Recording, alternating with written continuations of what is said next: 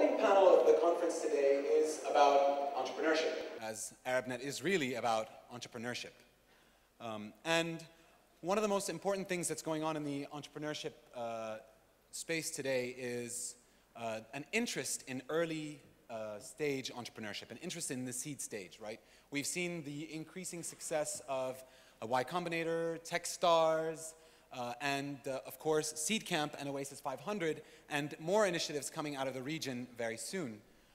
And more broadly speaking, the question of incubation has become a really important question, and providing entrepreneurs with support services that they need to be able to start and grow their businesses in the region. So we brought together a panel of some pretty amazing people from across the region. Like I said, many different countries represented. And I'm going to give them each, I'm going to introduce them and give them a couple of minutes first to outline some of the programs that they're working on. So the first person I'd like to introduce is Mr. Rashid Ballah. Rashid is the CEO of N2V, which is the largest web holding and investment company in Saudi Arabia. And I'll give him the floor. Thank you, Omar. It's great to see so many people here today at such, an early stage in the industry in the region. What we do in N2V is that we come from trying to prove, that there could be a great industry and ecosystem in the region to encourage entrepreneurs and to create great successes. The way we look at it is that, the internet in the Middle East started slowly in the late 90s.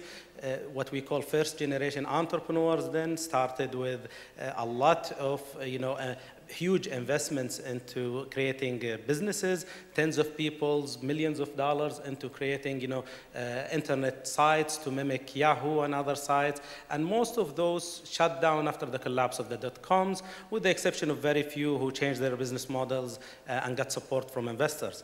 Then came second generation entrepreneurs who were mainly non-technical people who loved certain areas and subjects and created communities around them in forums, outsourced some development to other companies, but these had huge, glass top that they could not get past to create, that level of international success. But what we've been very optimistic about is, what we call the third generation entrepreneurs. It's mostly people who are here today. It's mostly technical people, developers, designers, social marketers who have grown with Web 2.0, who are heavy users of Facebook, Twitter, Goalas, Foursquare, and stuff like this. And their challenge hasn't been really a challenge of development or design. Their challenge has been, one, in maturity, and two, in infrastructure. The maturity part, things such as, knowing that you need to have co-founders, not to do it alone, not to just hire a bunch of people and try to do a great success online. Maturity such as knowing that you need to start with a small thing, with the minimal viable product. You don't need to try to do an Amazon Middle East kind of project from day one. And many other maturity aspects in terms of what and how and where and stuff like this, including one of the biggest challenges we've seen with entrepreneurs is their resistance to quit their jobs to focus on their startups, which is an essential thing to create big success. And this, us, in addition to many others in the region, are trying to evangelize and mentor and do stuff to support this. But the thing we built N2V around was mainly the second part, which is infrastructure. So now you have a great idea, you know what you want to do, you have a great team and everything. There are still big challenges around this. There is the marketing challenge, how to market it to bring traffic to your site. There is the geography challenge, how to cater to customers in other markets. So if you're a startup in Jordan, how do you target the Saudi customers? How do you target the Egyptian customers and vice versa? There is the monetization challenge, which is how to generate revenue for your startup from advertisement, from micropayments, from other things. The way we looked at it is that we have been in this industry since the late 90s. And we know all the big sites and successes. And if you ask most of them, how did you succeed in your business? How did you get hundreds of millions of page views? Their answer will just simply be, I don't know. It was either just simply organic growth, it was that they filled a certain void at a certain time, the internet penetration in their type of customers grew, but there is no really best practices and ways to do it. And this is what N2V have been focused on, is to create the full ecosystems around making and accelerating a success online and on mobile apps. The idea is, to systemize this process so that we can create many, many successes, evangelize it, support, people telling each other about it. So we've created 4 investment programs to cater for 4 different types of entrepreneurs. The way we looked at it is that you cannot just simply take a term sheet or an ecosystem out of the US and try to come and simplify it here in the region. It has to be developed from scratch for the region in a way that cater for entrepreneurship here. So we've created programs to cater for entrepreneurs from seed stage to different types of entrepreneurship, a joint venture type of entrepreneurship where you bring, a great partner, bring them here and jointly make a success. Internal labs, N2V labs, concept in terms of bringing entrepreneurs who are not willing to quit their jobs and take additional risk, bring them in and get them part of the upside, so they're not employees, they're entrepreneurs and residents kind of thing. And this is what we're trying to do, in a nutshell. Thank you very much, Rashid. Our next panelist is Mr. Ahmed Al-Alfi, who is the chairman of Sawari Ventures in Egypt, and we're very delighted that he could join us today, given the amazing transformation that has been taking place there and in the region in general. So, Ahmed, please go ahead. I guess probably, being from Egypt, I need to maybe open with just a small comment on the little changes we've had there. Most people in Egypt look at things pre-January 25th and post-January 25th. I think with what's happening and what we're seeing in the news today, we're going to have to start looking at this as, pre-first quarter of 2011 and post the first quarter of 2011, because we may get another 1 or 2, disappearances of the month to happen. So I think it'll be really nice that it'll be MENA pre-Q111, okay, and MENA post Q111, post Q111. So the big thing I see that's going to impact us and impact you is there's a whole new culture in MENA of risk-taking, right? I mean, if you think somebody was afraid to start a company, the person that went down in the street and wasn't afraid to go, duck from rocks flying at them or bullets flying at them, shouldn't really worry too much about starting a company. So from that side, I'm very optimistic. We fund early stage companies, and the things we look for are very, very standard. They're mostly, we look for things that really want to, need to scale and so on. I won't repeat a lot of what Rashid has said. We all really agree on some of the fundamental principles on growing the ecosystem and really continuing to nurture the culture. We all feel an obligation to help nurture the culture, and we all do it in our own slightly different ways. But the point is, we need to fill the space with positive energy. We were just talking, and I mentioned that, I stated that, kind of nature and revolutions hate vacuums, so the vacuums get filled very quickly. And we have revolutions and vacuums in the Middle East. And we all have a responsibility, and take it seriously, to fill that vacuum with something positive. So for me, I mentor a lot of kids. I don't formalize it. I hold gatherings in my office on a regular basis with college seniors, with aspiring entrepreneurs, sandwiches in 3-4 hours, talking to them, walking them through what VC is. One of them actually is the one who came up with the idea for the incubator that we're doing, which is Flat 6 Labs. It's a mobile apps lab. And the idea we all pursue, we've all done incubators in slightly different ways or looked at incubators in slightly different ways. The incubator's benefits are that you set up the infrastructure for the companies, you nurture them, you help coach them through it, but the focus was the point that really struck me that the computer science kids I was sitting with really emphasized. They really wanted to work in an environment where it was just mobile apps. And they thought that that would be very powerful for them. And then they suggested that, you know, after we do that, we'll go on to other focus areas. And I like the idea, and that's what we're launching. We were to launch it a few weeks ago, but we got delayed by, you know, some unforeseen circumstances. So we're going to have multiple incubators that will have focus areas, and we'll try to have them all have similar infrastructure, similar support. And in this first one, we've done a joint teaching arrangement with the American University in Cairo, where the grad students will come and teach the entrepreneurs and give talks. It'll be a two-way lab, because the entrepreneurs will learn from the grad students, and the grad students will learn from the entrepreneurs what it's like to have your own little business, to be an entrepreneur, and to look at an entrepreneurial lab in real life. You know, anything else just we'll cover through the Q&A, but that's kind of a macro overview of what we do. We funded a couple of companies. We just announced our fund January 13th. Hopefully we'll continue to finish it and close it in the next 6 to 8 weeks. We'll probably have a first closing by the end of April. We funded a couple of companies. We had 4 term sheets out when the revolution happened. We're going to fund those. We're in the process of funding those 4 and hope to close those in the next couple of weeks, and we'll announce those again, and it'll be a public announcement. That's it. Thank you, Ahmed.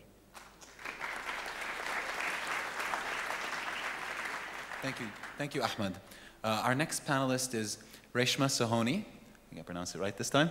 Perfect. Thank you. And Reshma joins us from London. She's the CEO of Seed Camp, and Seed Camp has also grown exponentially in the last few years, and expanded to holding seed camps in various cities. And Seed Camp also funded a Jordanian startup, which is Talasim. And You stole my thunder. oh, I'm so sorry. Well, I'll stop now. No, firstly, thank you so much for having me here as a visitor. It's fantastic. It's my first time in Beirut, and I already love it. So thanks again for inviting us and me particularly. So Seed Camp started in 2007. We were an accelerator. We don't sort of think ourselves as an incubator for a lot of the kind of space and infrastructure things that we don't generally provide. So we're an accelerator, and we began in 2007 very much alone, and it's amazing to see how these, you know, to repeat the word of ecosystems, how they've been building all around the world. And that was really our objective, was that we wanted to build ecosystems outside of just the valley. So we work very well with the valley, but we wanted to help build entrepreneurship outside of that kind of key focus region. So in 4 years, we've invested in 37 companies across 18 different countries. One of them being Jordanian, a Jordanian company called Talasim, which is now part of Jiran. So we focus completely pan-EMEA, from New York to Jordan, basically. So and we take a very city-based approach. So we have several different hubs, including London, Paris, Berlin as some of the kind of core hubs. And we encourage entrepreneurs to stay within the locations they start off with, but to really in order to globalize and grow their business, to extend their operations into sort of some of the key hubs, including also the Valley and New York as well. We've had a couple of companies actually few companies actually move to the U.S. after the acceleration program with us. So kind of three tenets that we operate on. We're very transparent, very open, and incredibly inclusive. We're actually funded by 25 plus investors. Half of them are top tier European VCs, and the other half are sort of top tier European angels and US angels as well. So it's quite a different model to some of the kind of Y Combinator or other models that are out there, is that we've gotten that downstream set of investors actually involved in a seed acceleration program. So 90% of our companies get follow-on funding between 250,000 euros and €1.5 million in the next round of funding, and in 80% of the cases, one of our investors is involved. So it's a really integrated whole process from startup to getting them to that next level, and that's what we really strive to. Is we have a 3-month program which is specifically around support, and it's all about helping these young entrepreneurs, you know, a lot of the education you both talked about, so helping them with that, supporting them with that, and getting them to that next stage of their business and their next stage of funding. So that's a little bit about Seed Camp, and we're growing very rapidly. We used to invest only about 5 companies a year. We're now doing 15 to 20 a year. Awesome. Thank you very much, Reshma.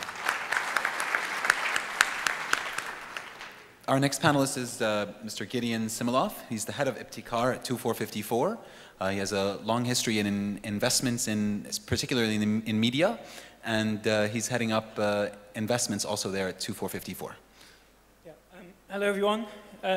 So I work at 2454, which is, so I'm part of a larger organization. That organization is trying to build a sustainable media industry in Abu Dhabi to the benefit of the region, and I run the investment arm within that. We focus our investment on media and content-related businesses, so we're a specialist investor, I think, relative to some of the other people on the panel. And we focus on 2 different stages. Growth capital, where we invest a decent amount of money to take a promising company and try and make it a regional leader. And then we invest at the seed stage as well. At the seed stage, because we're investing in content, we invest in creative projects and hope that those can go on to become companies, whether it's a TV show, webisode, or something like that, or in an idea and try and turn that into a business plan. As part of 2454, there's a range of other services that we offer. We see ourselves as a value-add investor. We try and bring in expertise from within our team in terms of creating content, commercializing content, and also in terms of back office support, HR, legal, these sort of things that can make a difference to a company. And we also try and connect them with other people in our community, other media companies that they can do business with and take their business forward. So we see ourselves as a value-add investor. So far we've closed about 4 or 5 deals in the venture space, and we're closing about 4 or 5 other deals at the moment in gaming, in digital publishing, TV and animation, those areas. And then also we're active in the seed stage. We've done about 20 projects there. Great, thank you. Last but certainly not least, Dr. Osama Fayyad, who's the chairman of Oasis 500. And the Oasis 500 fund has the ambitious task of generating 500 startups in Jordan or the region. And I'll let Dr. Fayyad tell you more about it. Thank you, Omar. Let's see, so it's 500 companies in 5 years. That's the 500 part of our name. So we actually are committed to that goal. And the Oasis part is basically to address a real problem in this region, which is when it comes to early stage capital, early stage funding, it's a desert. And we think by addressing it, we can make some miracles happen. We started in September. We launched our first wave. We run our companies through waves of about 33 companies per wave. We started in September. Our focus is ICT, digital media, and mobile. And Oasis 500 does 4 things. I believe in keeping things simple, but in our region, we felt that there were 4 things that needed to be addressed, and they were not being addressed properly. The first thing is a training boot camp. So we put our entrepreneurs, people who apply, through a pretty tough training boot camp that we use to train them so they leave with some amazing new skills. At the same time, that's our chance to get to know them, understand them, figure out, you know, do we invest in the entrepreneur, do we invest in the idea, what do they need, etc. So that's part of our due diligence. Then we do an investment, which typically starts at $15,000 and can grow over time through follow-up with $50,000 and maybe through an angel network. But the formula usually is $15,000. And that's when we basically do the incubation and acceleration. So we're not a traditional incubation like you've seen in the region. Our incubation period is very limited. It's 3 months. And part of the mission of Oasis 500, actually, and the reason we chose 500, is to actually shock the system. We actually think that if we are successful at doing this, that 500 is a meaningful enough number to actually effect change in Jordan and in the region. So by acceleration, we mean during those 3 months, it's the job of that company that we invested in to show me how they are going to double or triple their valuation in the next 3 months. And that's a real goal that we give them, and we tie it back to the business. They don't have to worry about PR, they don't have to worry about legal, they don't have to worry about facilities and all that stuff. They have to worry about the core business model and achieving the milestones that get you there. And if you are an entrepreneur and if you're curious about how to negotiate your first round of financing with the VC and argue for the right valuation, we're holding a workshop. Omar asked us to do a workshop tomorrow at 9:30 a.m. Where Salwa Katkhuda and I are organizing a panel also with Emil Qubaisi from IV Holdings and Adi Salamin from Abraj, who will basically share with you how we think about these valuations. And more importantly, Salwa will actually tell you, will give you the program of what we ask of our startups during those 3 to 4 months, what they have to achieve and how quickly. And that's also part of, you know, the shock to the system, is you have to work at a pace which is much faster than people are used to in the region. The final 2 things we do are mentorship and angel network. So mentorship is another big reason why I believe early stage startups can significantly change their chances of success or failure. By getting advice from people who've been there before, who've done it before, and who are willing to share, you'd be amazed at how much more value there is in that than the actual dollars or the actual pushing or the actual goal setting, etc. And if you look at the statistics, the best place to find these statistics, I spent the summer, before we started Oasis 500, I spent the summer with the folks from Techstars, learning as much as possible.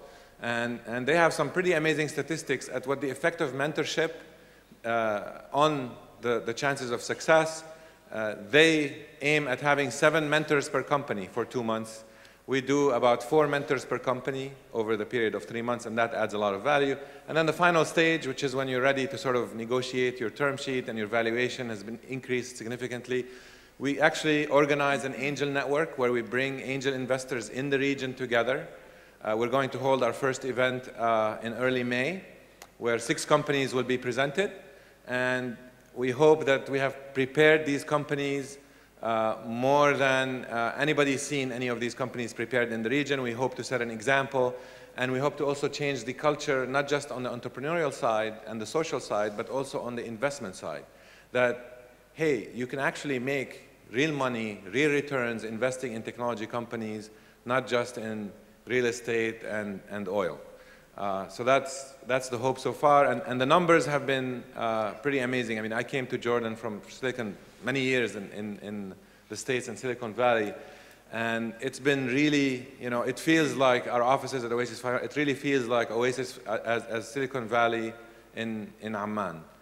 So it's been very promising. The quality has been much higher than I thought or modeled, We've been investing at twice the rate that we modeled for our goals. So things so far have been, and the mentorship has been surprisingly positive. You know, the responses from the local community, people willing to give their time, CEOs of big companies willing to spend time with our little companies, has been amazing to me, that we got it without a lot of pushing or a lot of, so there's a lot of pent-up demand all over the place. Thank you. Thank you, Dr. Fayyad. So speaking of mentorship, it sounds like you feel like if you could pin down one thing that you would think is the most valuable that Oasis 500 provides, it would be mentorship? It's hard. No, I mean, you can't do it on mentorship alone, right? So, No, but let me step back and say, I want to ask this question to the whole panel. One thing that's the most important, valuable thing that you provide entrepreneurs to help them succeed. I think if I were to boil it down to one thing, I would have to say it's basically selection and goal setting. It's the value of time. Goal setting, selection, okay. I think, I mean, in our case, it's acceleration, so speed is, the network's critical, and I think mentorship's absolutely, you know, a big part of the network. A couple of things. What's that? I said there's a couple of things, right. But so networking? Yeah, it's, I mean, it's speed of access to the network. Okay. So mentorship's absolute crucial part of that. Cool. I think that, you know, you know, on one level, the most important thing we add is the money, you know. I do think that matters a lot, you know.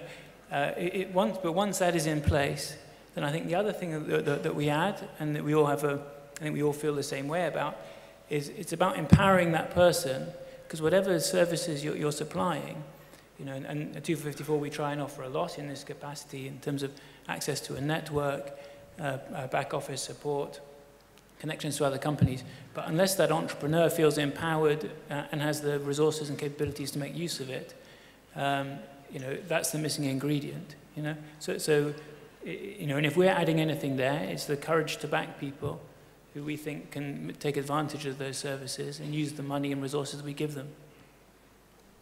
Rashid? Sorry. To us, it's simple. It's acceleration. The fact that you don't have to reinvent the wheel. You can use existing experiences and you know, best practices, and that's what we're doing in terms of how to take a company, achieve great successes in the shortest time possible, because we cannot afford organic growth. I think every company is different, and the most important thing you give each company is the right one of these 5 things that they need specifically, because everybody that runs this does every one of these things. So I think it's not fair to pick one only. No, well, I mean, it is interesting, right, to see if you all would agree on one thing that was most important, or if you would all think different things were important. So I think that coming up with selection, goal setting, networking, money, know-how is, I mean, maybe that... I just need to clarify. I didn't mean to belittle or demean any of the things that anybody said. No, I think the question forced us to pick one thing, but I think each of us would tell you that you can't use one mold for every single company, that each one of us really subconsciously customizes the support that we give each company and each entrepreneur, and these are the items that we all use for that customization. Great. So we have an answer, in fact, that we all agree on. Awesome. So my next question is, how do you select these entrepreneurs? How do you decide on who to put your, I mean, you're putting a lot of time and money and resources into these entrepreneurs. How do you select them? Actually, I mean, to the point before about customization, what we've actually done is productize early stage investing. So we constantly think of it as a startup, as a product itself, around choosing entrepreneurs to back and that whole selection process. So, you know, we have a very specific process that has to be followed, which starts with applications that come in online, and the first view happens online, basically. And our investors, which are the VCs and the angels, are the jurors or the judges for vetting through the application. So that's a pretty crucial part, and you know, it helps us a lot because it scales that up. It's a product. It scales it up. It allows us to take in the thousands of applications applications we see a year. And also it's the criteria set, which is building global businesses with capital efficient technology businesses. So, and our judges use that criteria to select the businesses. So, and it happens sort of beginning to end of that process. And we keep vetting it down, basically. Okay. Anyone else? Yeah, I mean, we have a, we definitely have a very, very well-defined process. It's really, you know, the way I would describe it, it's basically successive filtering. You know, the training program, yes, it's designed to give you a huge value, but it's also really designed to help either drop you out very quickly if you know, we don't want people who are there just because they like attending lectures. So they very quickly find out, oh my God, you have to do work here, and it's day and night, and it's for many days in a row, and it's, you know, taking me away from my job, etc. So that actually tests your ability to learn, your commitment, your ability to prioritize this new venture that you're doing over your current job, maybe over other commitments. And finally, we have a very well-defined process where, you know, our entrepreneurs probably end up pitching, you know, I don't know, 10, 15 times before they finally get the funding, get the dollars. Because part of that pitching is helping them refine the business model, stress test the business model, figure out how to tell the story. Now, in the end, it's a gut feel. I mean, we have committees, we have everything. In the end, I sit there sometimes with some people from the committee, sometimes with Salwa, who's our investment manager, and we make the call. And what I'll share with you is most of the time, it's about the person, not the idea. And what we look for is that person, if the idea is solid and the person is solid, you know, that doesn't require a lot of thinking, you know, that's a no-brainer. The tough ones are when the person is very solid, but they're attached to the wrong idea, right? So part of this is testing their ability to adjust, their ability to either fix that idea or their ability to pick up another idea and very quickly run it through. And that's probably the single most determinant factor in our choices. And from our point of view, we are focused on media and content. So that's the first way that we sift through the opportunities. Obviously, it has to be within our investment focus. But then I think, you know, like all the others on the panel, you know, we look for, you know, strong ideas that are executable. And, you know, you can break down the idea, what makes a successful idea, how it relates to the market, the competitive, you know, that it solves a consumer need, it can be monetized, it's competitively strong, scalable. But the centerpiece of it, you know, as has just been said, is can it be executed? And a lot of that relies on the management, you know. And if it's not the management, you know, well, a lot of that relies on the management as well as partners and whatever value we can add. One approach that we take, which I think is common throughout, is that, you know, we have a slightly different set of criteria for small investments than we do large investments. You know, it's kind of obvious, but because we offer a range of funding solutions, we can work with a lot of people at that early stage, and then when it comes time to put in more money, then we can step up and make a follow-on investment. So that's one of the things that we think we add. The last thing we do, and I'm sure this is common again, is we put a fair amount of effort in at the business planning stage. So we really understand, we really mark out where this business intends to go. You know, things will change, but we have to invest behind a plan. So we put a lot of effort into getting that right. I take a fairly simple approach. I invest in things I understand, so that eliminates about 90% of the universe, okay? And then in the other 10%, I try and invest in things that, of course, Osama's criteria were spot on. The idea and the person, those two have to be on things that I like and where I think I can add value. If I don't understand it and somebody pitches it to me as the next Google, I still won't invest. And if I don't think I can add value, I might invest, but I'm not really using the optimal use of my money. The way we look at it is a little bit different. We invest in the entrepreneurs, we invest in the team, the co-founders that does this, and their ability to execute.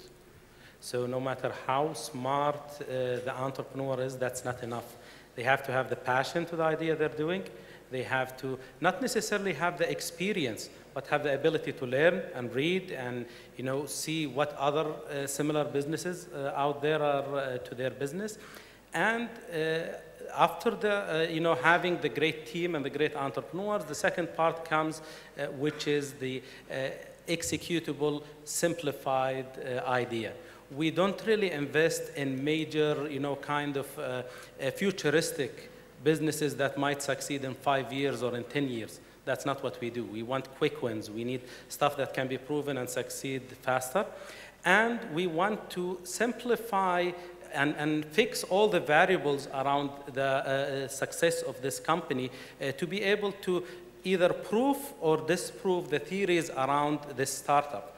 So you can always throw money at an idea in a great potential business vertical, but at the end of the day, even if that idea succeeds and it becomes a multi-million-dollar business, you cannot roll it out. You cannot expand because you don't have the components and you don't know the variables that contributed to the success. So what we do is that we try to simplify the idea, fix certain variables with the entrepreneurs, and do small increments of to this. So if someone wants to do an e-commerce thing, we don't go across the Arab world or across even a country in some cases. Do it in a specific city, do it in a specific vertical, prove the concept there, and then roll it out. And that's very important to us because in order to scale to large size, you need to know what you're doing and be an expert at it and do great quality. And that will not come by just giving someone $1 million in a great area, no matter how smart they are, and let them try to do 10 things in parallel. Thank you. Thanks. So interesting answers. I want to get back to another very short answer, which is to say, if you could name the one top reason why entrepreneurs fail.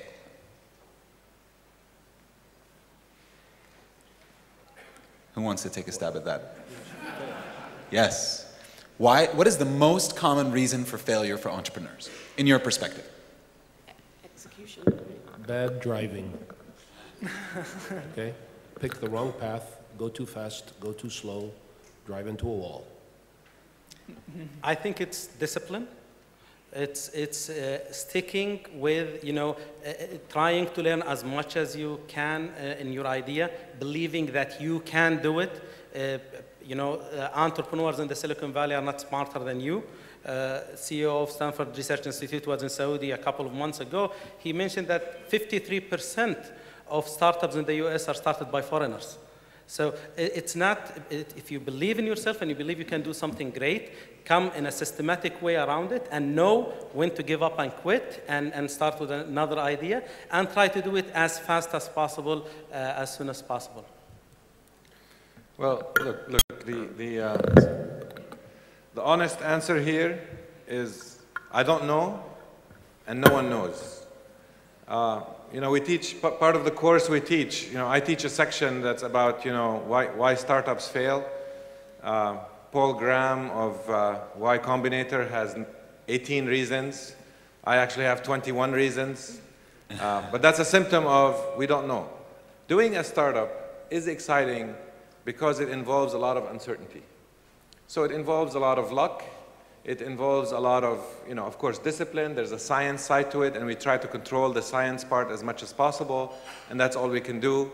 So if you're disciplined and so forth, we can just maximize your chances of success. But when you ask me to pick one reason why companies fail, it's not, I don't believe it's possible. Yeah, I mean, I think companies fail, entrepreneurs fail because it's not easy, because it's really not easy. If it was, it would be a different world, But you're trying to do something that is new, that is fresh, and therefore that cannot be thought through all the way to the very end, so it won't work every time. Okay, well, let me then maybe reroute the question a little bit. Say, what is a red flag that prevents you from investing in an entrepreneur?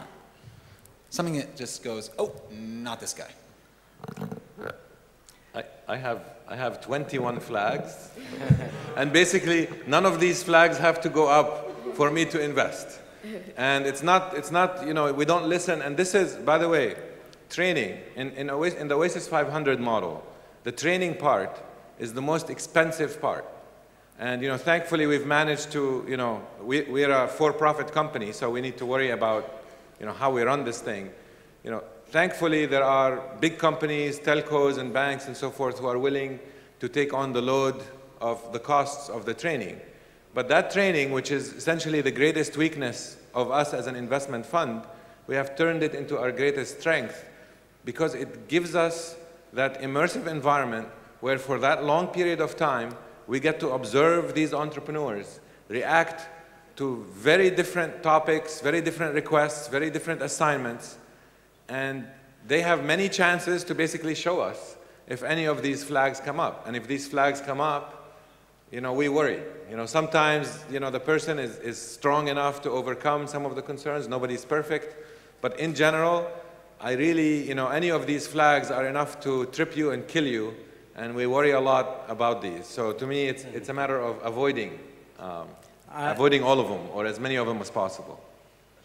Yeah, and I think actually what I found in emerging ecosystems is first-time entrepreneurs don't appreciate something critical, which is the moment you start to work on something, you're sort of selling every single moment of the day, and whether it's sort of pitching or selling, whatever you want to call it, you're always on. And even for us, we look at how companies, how the founders actually answer application questions. How do they follow up with us? How do they write to us communicate with us on email?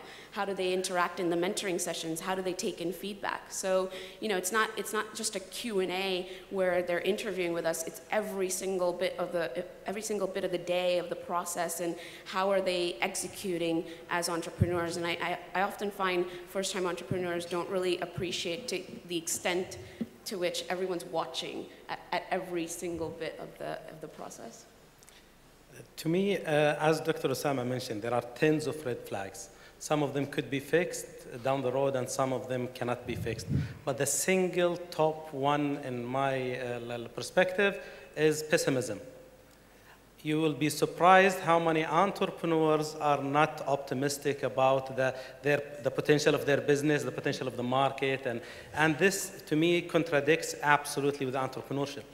If you're trying to do a business that you don't believe is going to make you millions of dollars, is not going to be the next Facebook or Twitter or something like this, I don't think this can be fixed. Thank you, Rashid. At least I got one answer. I was surprised, honestly, because I expected to hear some answers that I think about sometimes, which is to say entrepreneurs are too attached to their ideas. Sometimes entrepreneurs have an inflated sense of their startup. Entrepreneurs are not willing to quit their jobs. I've had this experience. The first two are pluses. Are they? Yeah. Okay, I guess so. Egotistical, aggressive, arrogant entrepreneur who's attached to his idea. I like that. Well, good to know. We could name a couple of people like that. Good. Well, I'm going to ask one more question, and then I'm going to, well, actually I'm not, because I'm going to give the audience a chance to ask questions. So, do we have some mics in the room? Hi, everybody. My name is Fahad Al Saud. I actually worked at Facebook. I started the Arabic department, and I no longer work there. But my question is, with what I noticed from working at Facebook when it started up, it's still the largest startup, I guess, in the world, is the competition factor. A lot of talking about people being optimistic.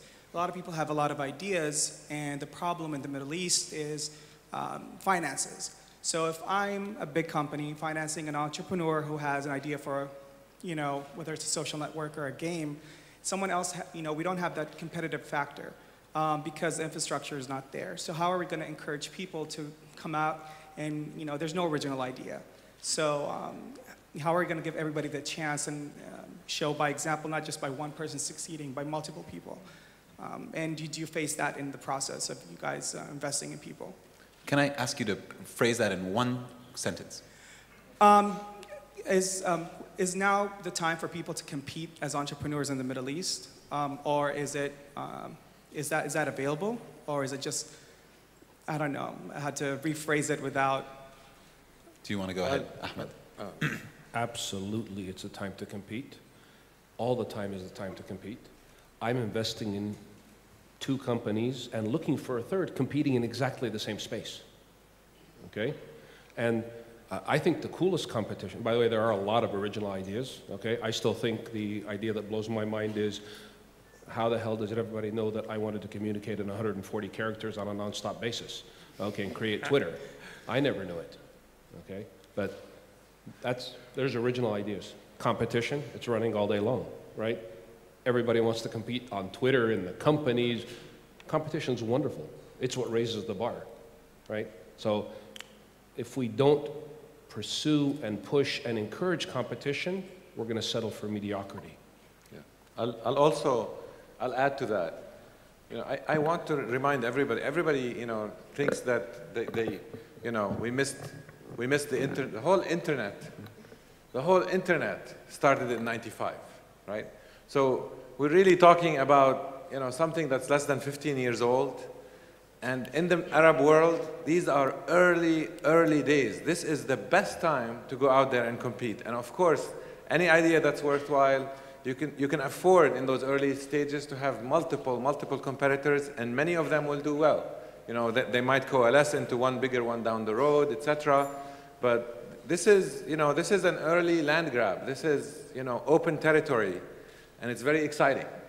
And I really, you know, want to see us, you know, as a people, actually jump on board and do something with the information revolution, with the internet, and not miss it like we missed the industrial revolution for 600 years. I'd like to add something to Dr. Osama and Mr. Ahmed. Absolutely, there is room for competition. But the thing you have to keep in mind, this doesn't mean that when 5 companies compete in a vertical, that only one of them will succeed.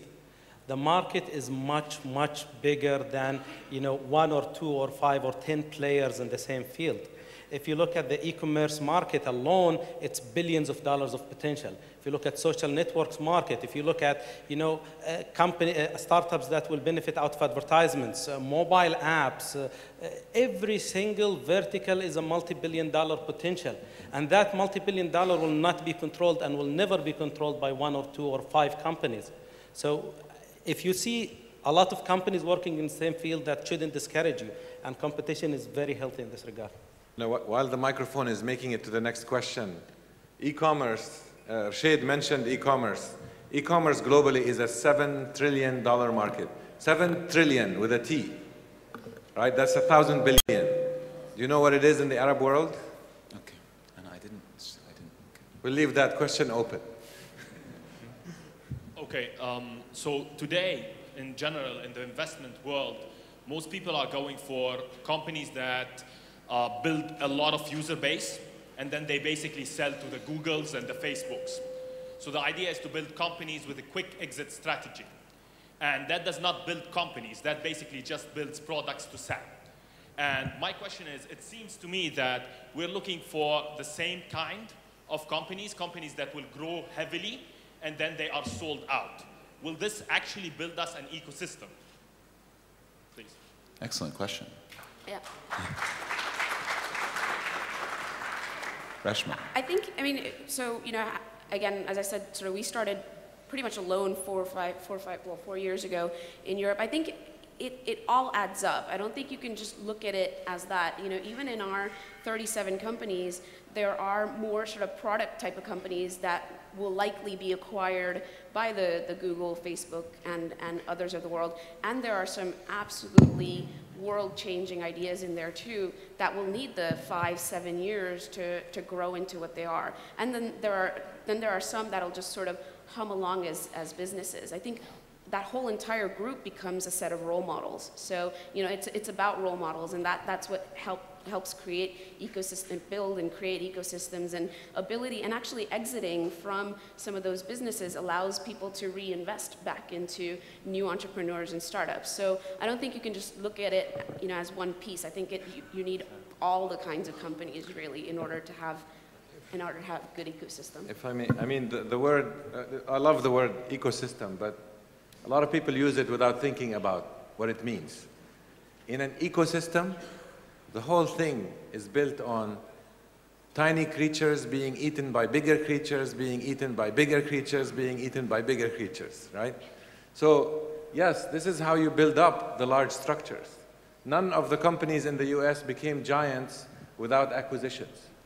They all end up, some of them might, grow suddenly and surprisingly, but the next thing you see them doing is actually buying up other pieces and growing their products. So it's a very natural part of the process. It's healthy.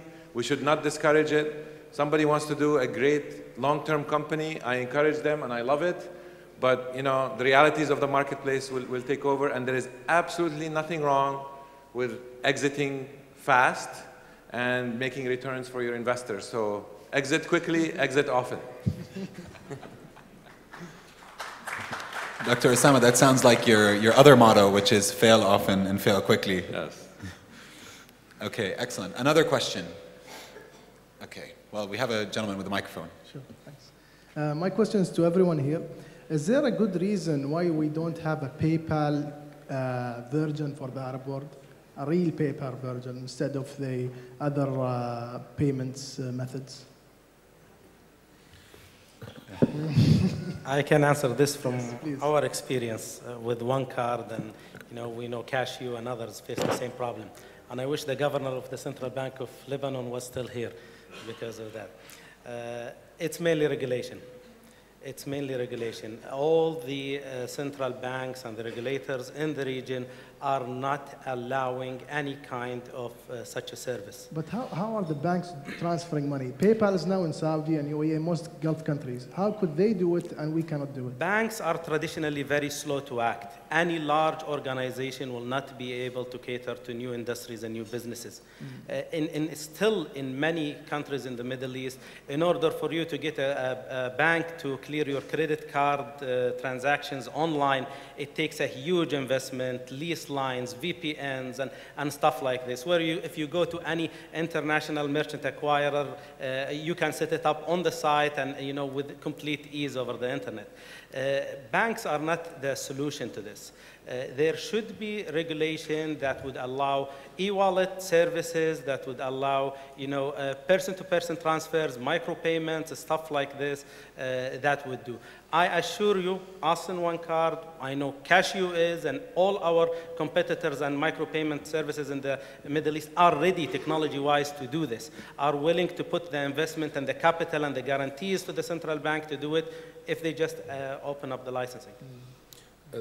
I would just make one comment. The constituency of a central banker are the commercial banks.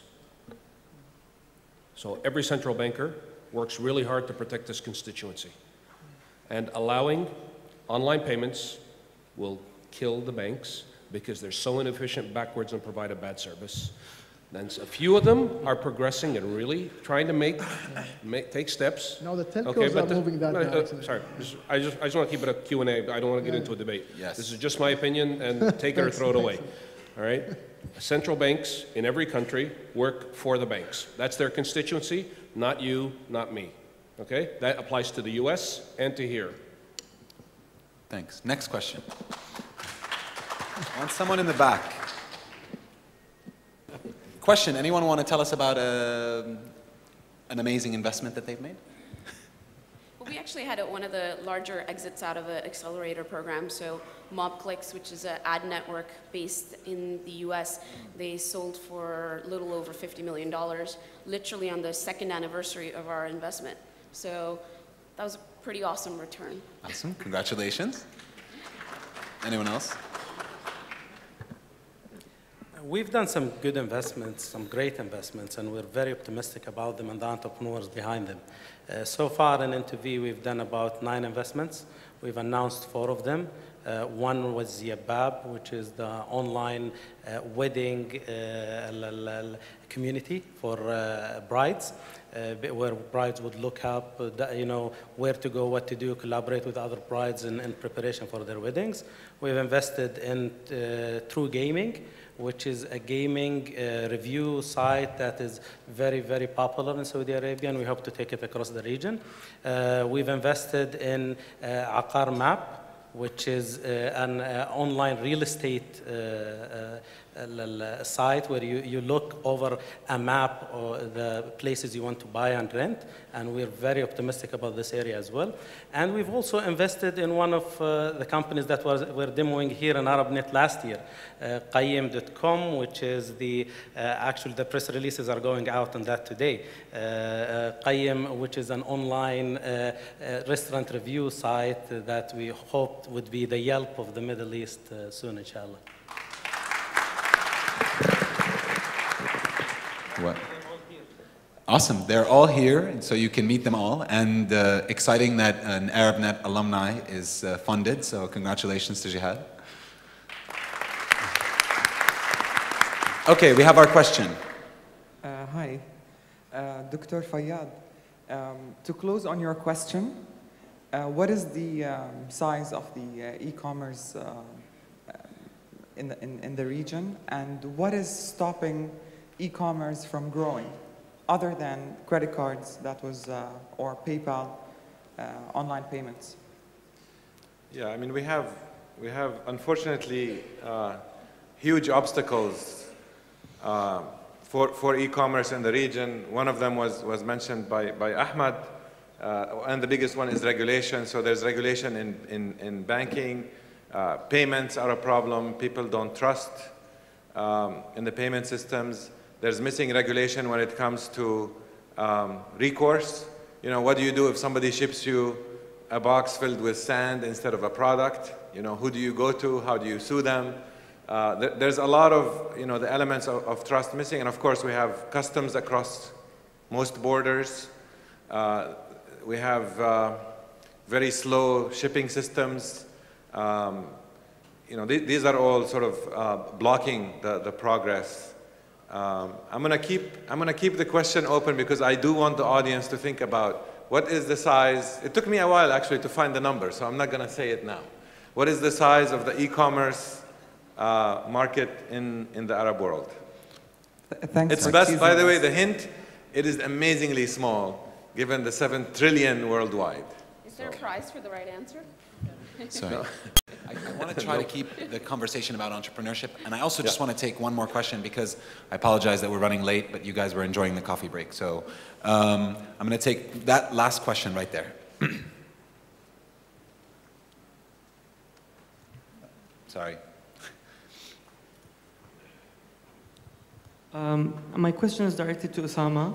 I want to ask you, isn't 500 companies in 5 years a big number for entrepreneurship? Yeah, do you think the Arab world or the Middle East or Jordan can handle 500 startups? Yeah, that's a great question, actually. I was asked that question many times. In fact, one of the reasons we started Oasis 500, or one of the inspirations behind it, was King Abdullah II of Jordan, who actually challenged us as a bunch of industry leaders, saying, what can we do to create more interesting companies in the region, like Maktoub, who sold to Yahoo for 165 million and so forth. So that answer, I've been criticized many times, بالعربي, الله يسامحك, ليش 500, ليش مش 200? Why not 200, why not 300? I'll tell you the following. 200 in 5 years or 300 in 5 years is too easy. That's easily doable. 500 is challenging but doable. And I wanted to pick a goal that was definitely challenging for me personally. The third one is we needed a number that was big enough to actually create that shock to the system, right? We need the system, the people to wake up, the culture to change. And you're not going to change them by doing a small number. You have to do something big, something noticeable. The 500 will include a lot of failures. That's just the law of large numbers. That's okay. When an entrepreneur tries something, fails at it, they just get up and try the next thing. So none of these are wasted. And now I'll share with you, at least now that I've been in, I used to have to answer this question before we started. Now I can answer it after we started. The demand has been way higher than we thought, and that started from day one. By the way, when we did our first wave, which is 33 companies, I was hoping and praying that we would get 100 applicants We got 280. I was crossing my fingers that, my God, the quality, hopefully it's going to be reasonable. Hopefully none of these are going to be crazy ideas. They were just amazing. I modeled in my spreadsheet that predicted 500 in 5 years. I modeled that 50% of the companies that enter the boot camp will actually fall out of it. Reality was, so far, and I can talk about 4 waves, 90% of them stay with it. So my model of 50% dropping out, and I modeled that we would invest in 10% of the companies entering the training. Out of the first 33, 3 to 4, we actually invested in 5, and we've been going at a pretty healthy rate, which is about 1.5 to 2 times the model. So my answer so far, the evidence is very compelling and very amazing to me. I'm not here to tell you, I'm too optimistic. This is data that I've seen. Now here's what I'll tell you. Another objection that came up after we did wave 1 and wave 2 was like, oh yeah, this is just the beginning. Now you're going to see that the interest will drop and the quality will drop. So I'm here now that we're looking at wave 5 and the applicants to that. The numbers are growing and the quality is getting higher. So I actually think something real is happening in the region, and I think most of us, including myself, don't really understand it. It is much bigger than I thought it was, what we're tapping into. And I'm hoping that the days will come by and we'll see more and more of it. So that's my answer. I want to comment. When Osama first announced this, I thought he was nuts, okay? Because I have a little bit of an idea of what it takes. Now that he started doing it, I'll be disappointed if he stops at 500, because I'm sure he'll get there before his timeline ends. Oh, thank you, thank you. Just to set expectations, it's only 500 in 5 years, not more. That's okay. This is an entrepreneur, all right? This is somebody who sets a big goal, lines up the resources, does it properly, and goes after it, okay? I have a lot of respect for what he's doing. I respect it even more because he's doing something that I do, all right? But he's doing it in a completely different way and doing it to create really one of the layers of the ecosystem he described earlier.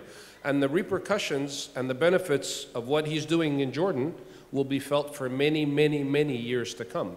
You're going to see a change in culture in Jordan that will last years and years and years, because each one of these kids that's in there is going to go out, and especially the ones who fail, will have phenomenal impact, right? Because they're going to go back and recycle, or they're going to hook up with somebody else. So really, you applauded him. He deserves to be applauded one more time. It's really phenomenal what he's doing. Oh, thank you.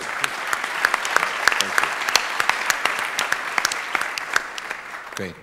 Thank you very much. Actually, I agree with that very strongly, that we are in something that we almost don't know how fast it's growing. I mean, I think just from our own experience, from last year to this year, the number of applicants that we received for the startup demo and the Ideathon has doubled from 75 to 150 this year.